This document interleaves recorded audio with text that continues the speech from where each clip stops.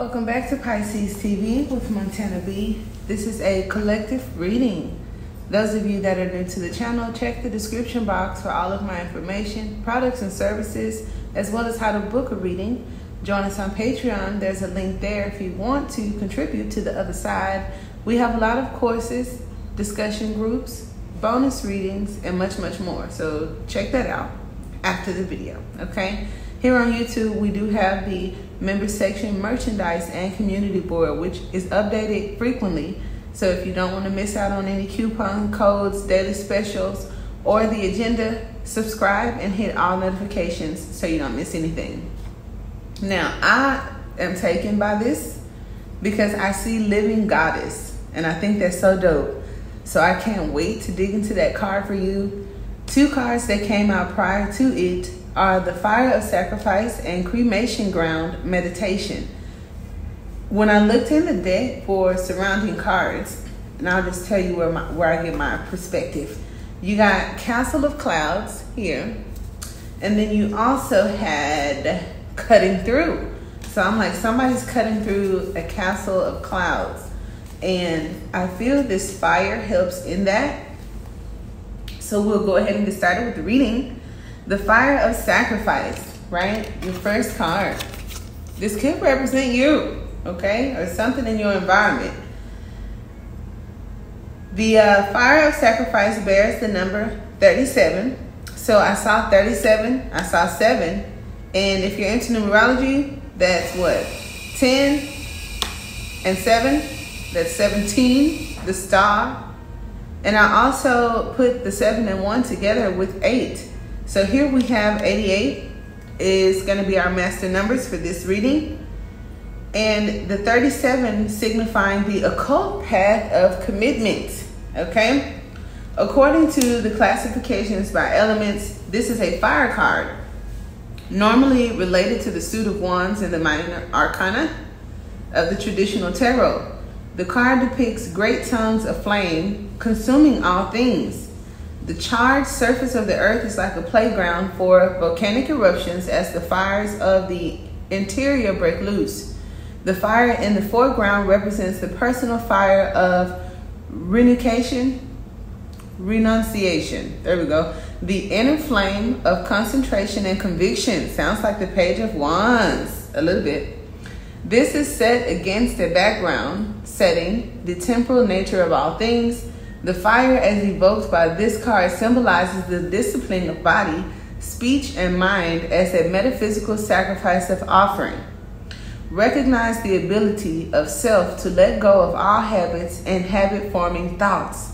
Replace these with conscious rituals of worship. A deliberate act of self-sacrifice may be necessary to the questioner, that is you, who draws the card. If this is consciously practiced, a great advantage is to be gained. Let go of all worldly attachments, possessiveness, in favor of the inner fire of faith. Keep this constant in the illusory field of existence. If this card is located in the base center, the indication is of the burning up of past karmic that represents the world, a break with the past, and a possible sexual awakening in the future. In the spleen center, the representation is of an aid to digestive and assimilative functions.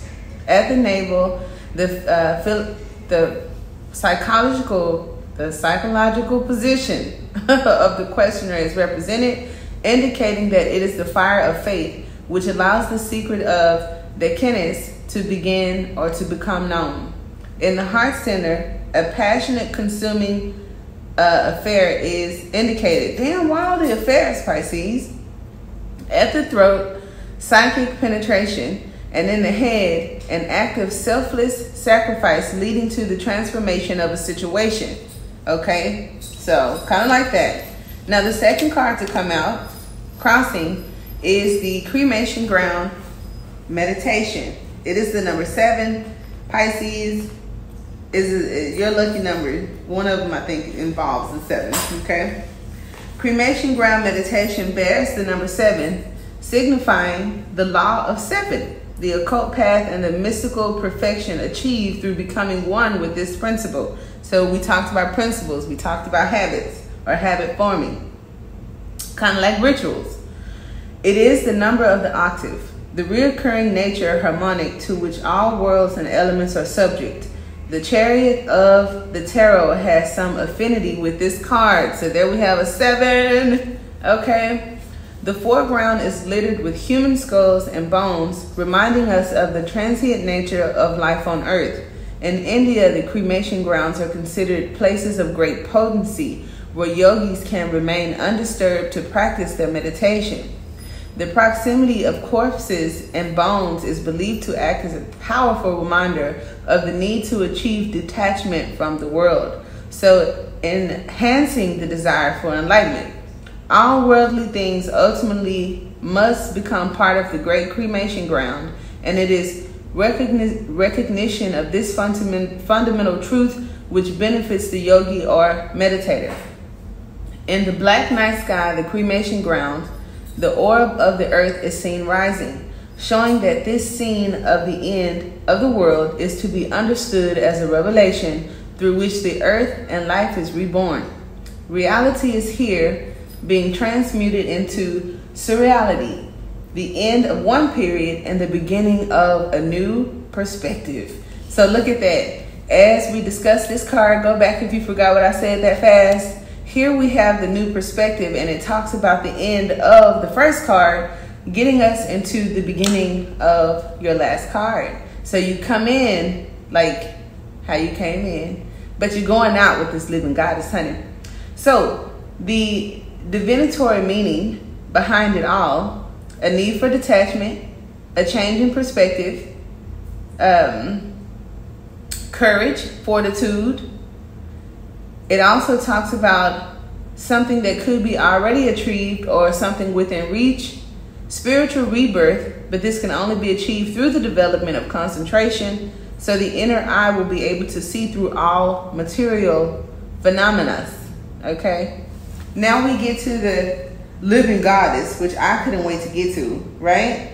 And I like the synchronicity because you go from 7 to 8, okay?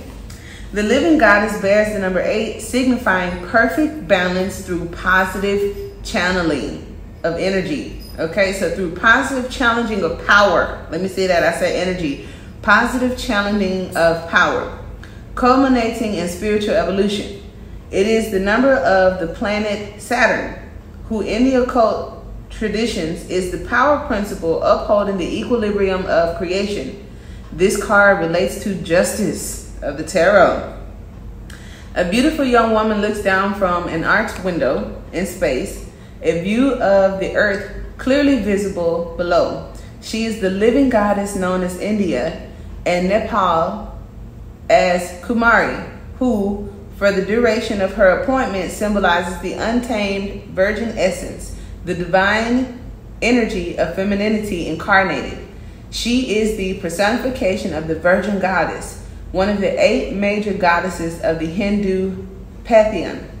After her selection by oracle, she appears before the public at her traditional temple in Kathmandu. Okay, the sight of her is said to bring good luck and prosperity. The living goddess is adorned with jewels on her forehead, wears the mask of vermilion, indicating her divine origin.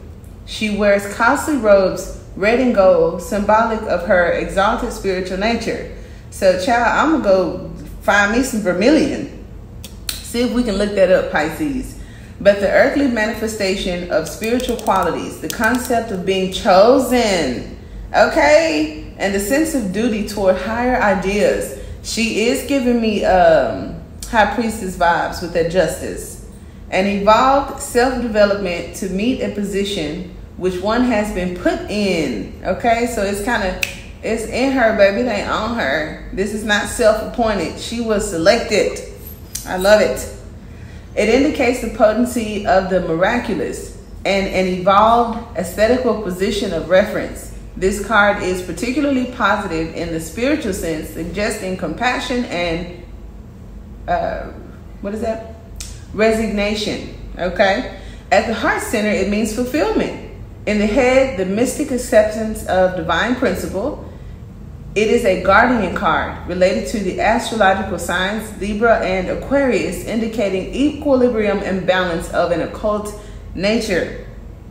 Absolutely love that. These cards are amazing, and I think some of these videos you may want to watch twice. All right, Pisces, I do hope that it helps in your living goddess energy. Okay, until next time, namaste.